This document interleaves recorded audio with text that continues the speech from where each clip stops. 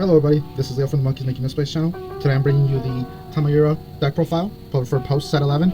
I will say, before we get moving with this, I'm still not 100% comfortable with this list, but I think I just need maybe some feedback, and that's kind of why I'm posting this to you guys, because the deck doesn't feel correct to me, and I feel like I'm missing something and I can't figure it out. So that's why I'm going to post it and see if maybe you guys can give me some feedback on this. I used to love playing Tamayura, and now it doesn't feel right to me. But alright, moving on, we'll talk about the ride line. We're using the Tamayura ride line because obviously this can get you any of the two dolls or a fox art, and then this can just get you one of the dolls back.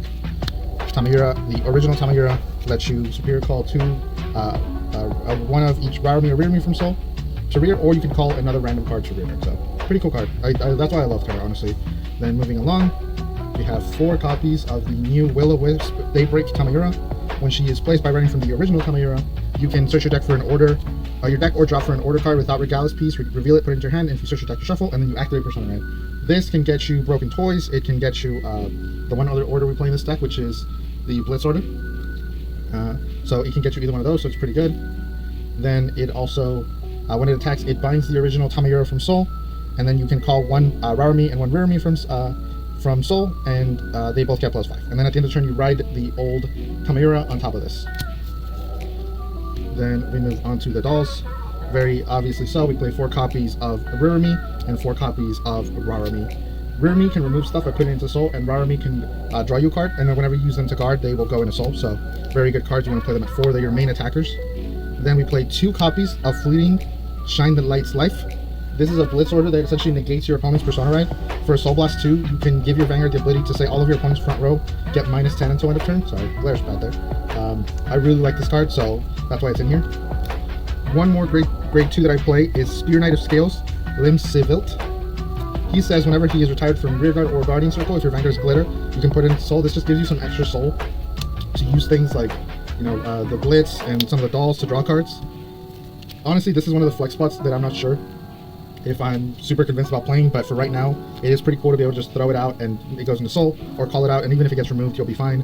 Then moving on to grade 1s, 4 PGs, because obviously I still don't have the Blitz order, so it kind of just sits there. Then we have 3 of the grade 1 Raomi, and then 3 of the grade 1 Rearme.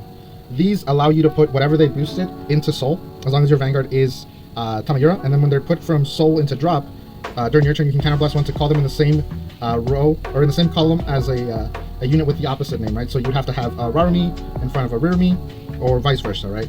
And then Raomi will give a unit power if the unit she's put into Soul was Rearme, and Rearme will Soul Blast one and countercharge if the unit it put into Soul is Raomi. But you can only countercharge once, which is a gripe I've had with this deck. Why does this only allow you to do that once? That's an insane thing. Then we have 3 copies of Broken Toys.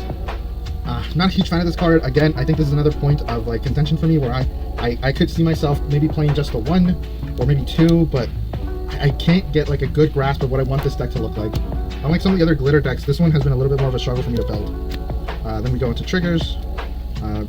Probably not very surprising here. There's not much real room for surprising things. Obviously 4 heal.